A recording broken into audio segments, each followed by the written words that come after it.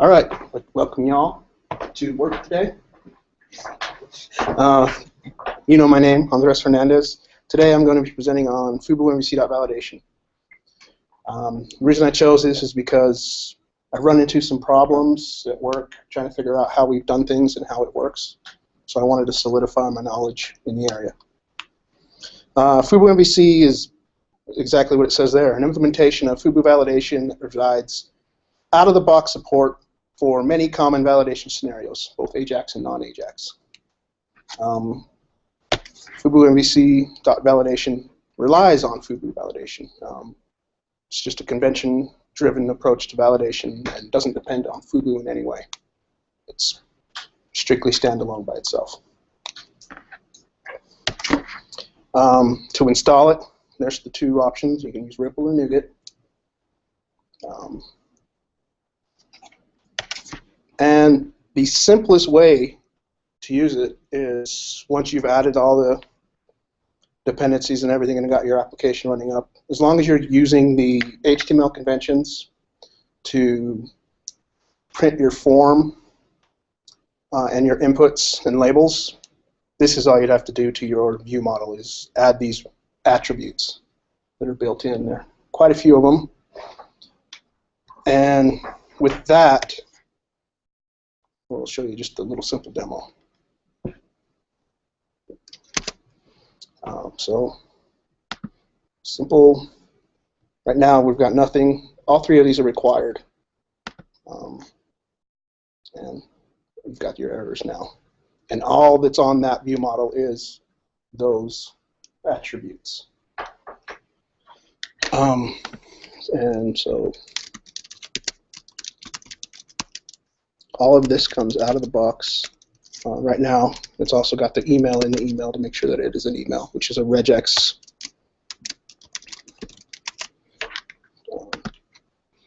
And validation passed. You've reached your post input, done what you needed to, and just Fubu continuation to your next endpoint. Can you show an example of that? Like what the code looks like? Yep. That's next.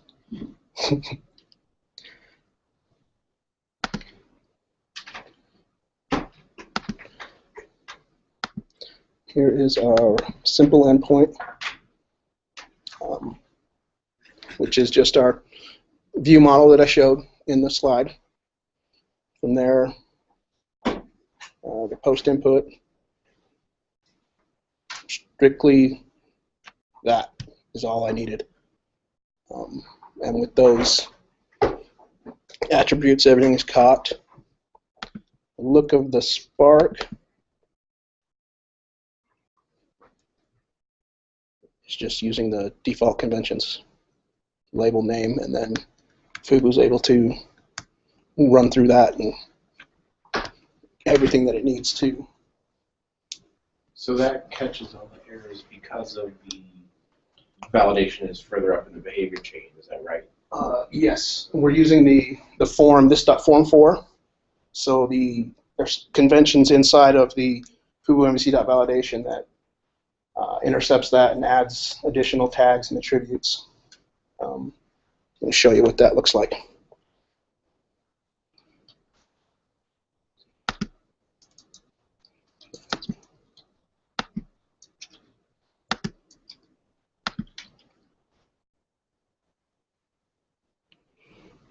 So as you can see, the form here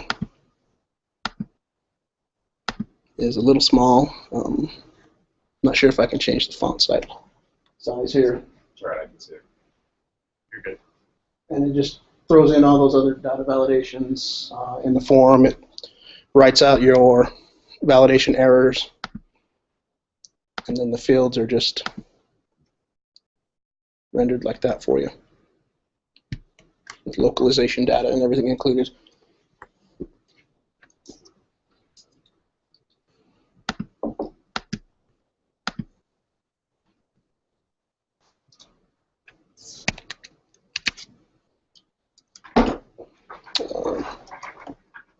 It's normally up in this corner. Maybe it's because it's full. I've got it full screen here.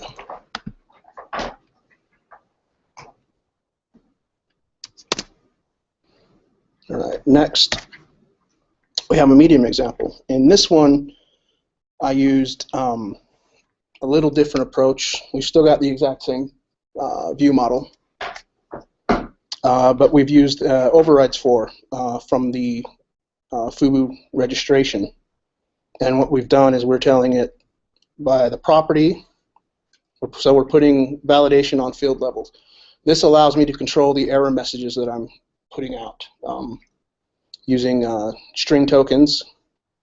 So what we're saying here is on the first name that it's required, and that it will have a personal first name required, last name required, whatnot. And the emails, like I said, it just allows me to control what error message is displayed. It uses a string token.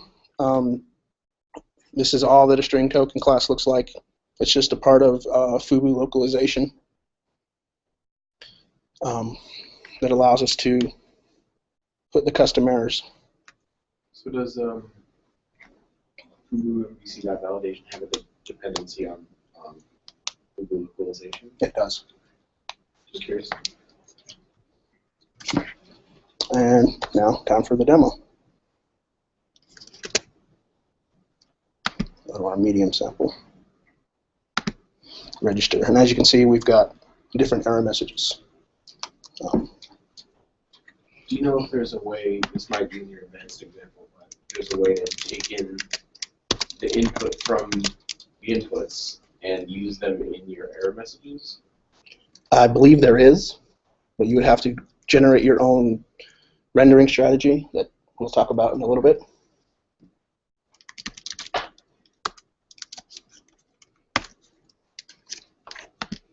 And you're able to combat advanced. Now let's take a look at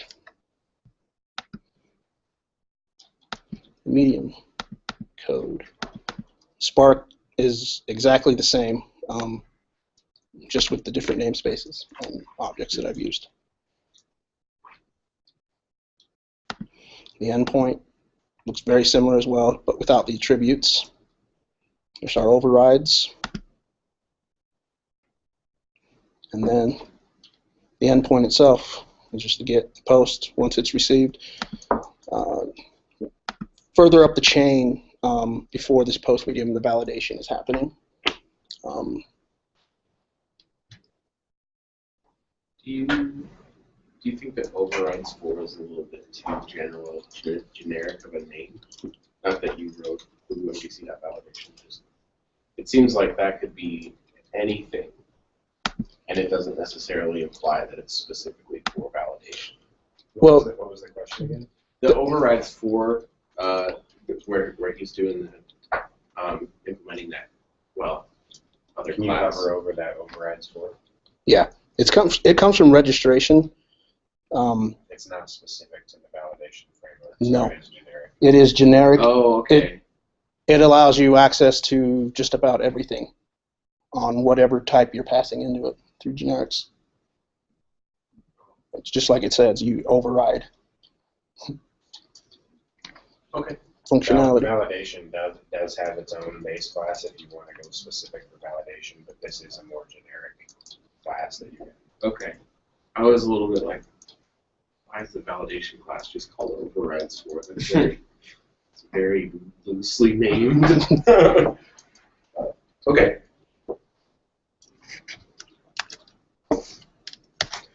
Next, we're getting a little more advanced. We're going to use the validation bits. Once again, we've got the same setup. This time, we're going to use a class-level validation rule. And this allows us to control, at the class level, what we're doing. For the first name property, this is a little more set on validation, the class-level validation rule. Once again, we're just assigning our custom rules here, required, and the names. We'll look at these custom validation rules here. The register email not found is a little different because that is generally a validation rule, while these individual rules here are meant to be field level only. So if you needed to use more than one property on your view model in order to validate, you would use the validation rule, the I-validation rule. So this is a remote field validation, first name, not on the rest. So you just assign it the validation mode, live or triggered. I'm really not 100% sure what that difference is. They seem to act the same. But the bulk of the validate method is just getting the first name off of the accessor and making sure that it doesn't contain my name. I wonder if that has to do with, it sounds like triggered would be like response to an event, and live is like will validate after a certain amount of time. I could be totally wrong. Yeah. Is the default is live? I can't remember. And the last name, not Hernandez, is just the exact same. It's just making sure that that last name is not Hernandez.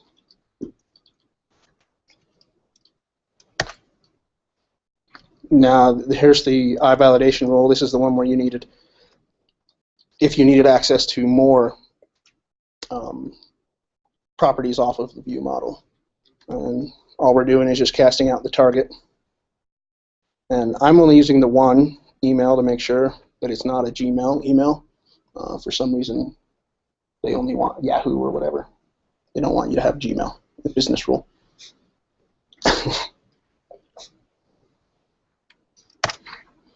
Once again, we use the same validation string tokens for the validation keys to give us our individual customized error messages. And this is the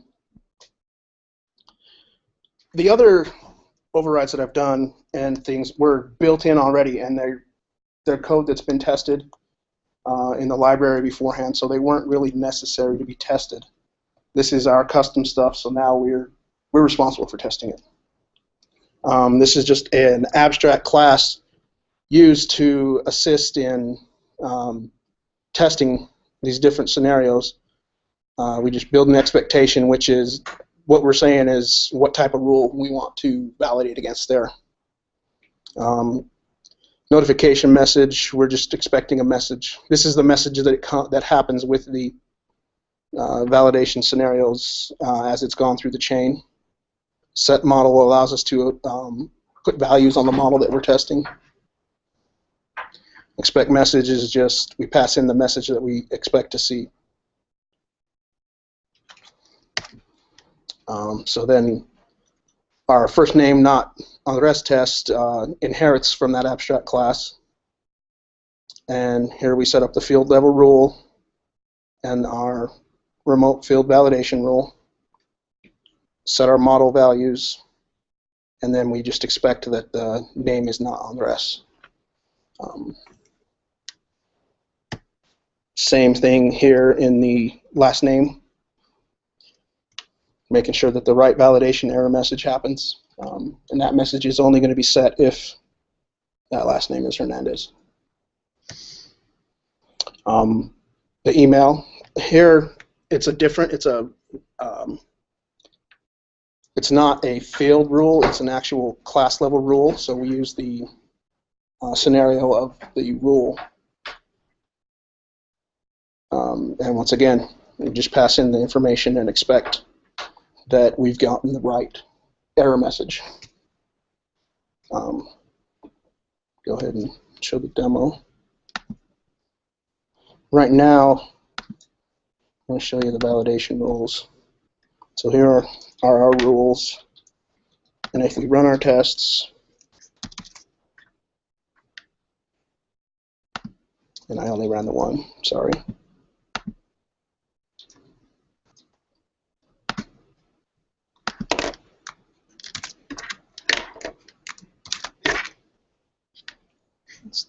Still only running the one. Let's go ahead and do it this way.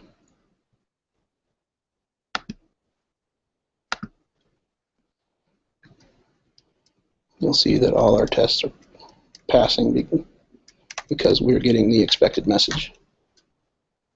And if this validation rule is not met, the message won't be set. So there will be no message because we're valid and we've not stopped continuation in that chain. We're not allowed to move to the next behavior. Do you think it might be beneficial to have a test for the happy path as well? No, I don't. I think that's a wasted test. At that point, we're going to continue into our endpoint, and our data should be clean at that point if we've done our validation processing properly. So writing a test that says does not have a certain validation message is unnecessary? In my opinion, it is. It's a wasted test that's just extra noise. So how do you know that your validation rule isn't going to return an error for some other name if you're not testing for that? Well, you're not. You're going to trust that it is. So, yeah, you probably should. I guess in that case, you could test for the positive that no error message has happened. Assumptions are bad. I would say test for it.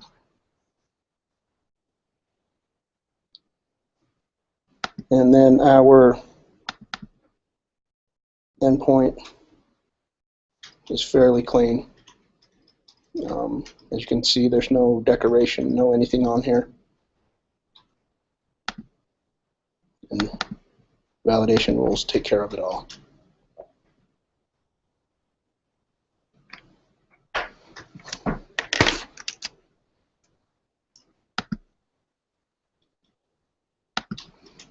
These work. And we're at a point now where the custom validation is not quite working, the rendering.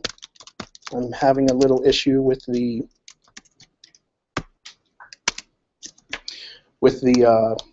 validation strategies in the JavaScript side. They're not firing properly. But with your overrides and your custom messages, it's necessary to create your own rendering strategies so that you basically teach Fubu validation how it should show your improper messages and errors. Right now, this is going to work because, like I said, those rules are not being applied properly in the JavaScript.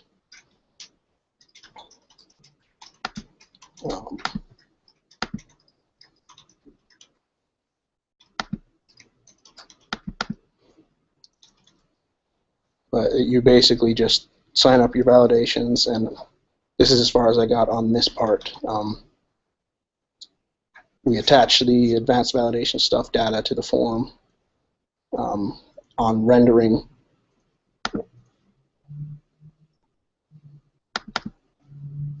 Wrong registry, sorry. Where we alter our settings, and we import our own validation settings registry, where we clear off the current nodes and say that we're going to handle running all the validation and everything else for this view model. Do you try it without the custom rendering strategy? Yes, and that fails to work as well. And here's where we just tag the additional data attribute so that we know on this side that our form matches.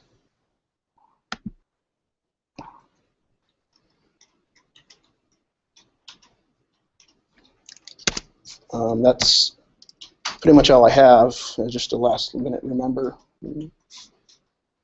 for the office, little inside jokes. And then, are there any questions? You can go read the manual for Fubu validation on Fubu World. It's one of the fairly well documented projects in Fubu. Also, there are a lot of examples in-house on the OneExchange site and the Extend Health website.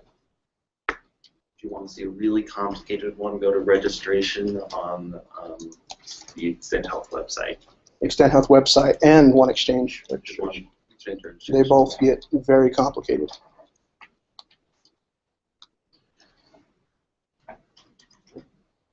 Can you, on the JavaScript side and the registration strategies, can you just run through the pieces of that really quick? So, like, why is it using this prototype?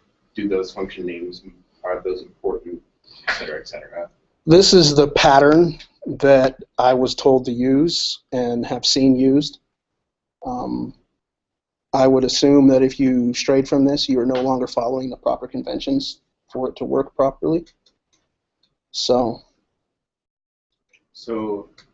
I guess it knows to call like dot matches. yeah, matches is going to make sure that the strategy matches. It's using that strategy pattern where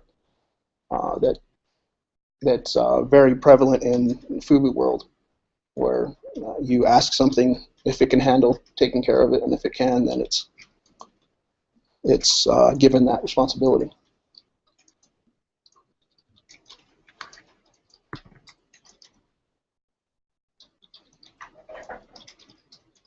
If there's no questions, then I'm done. Thank you. Good job. Good job.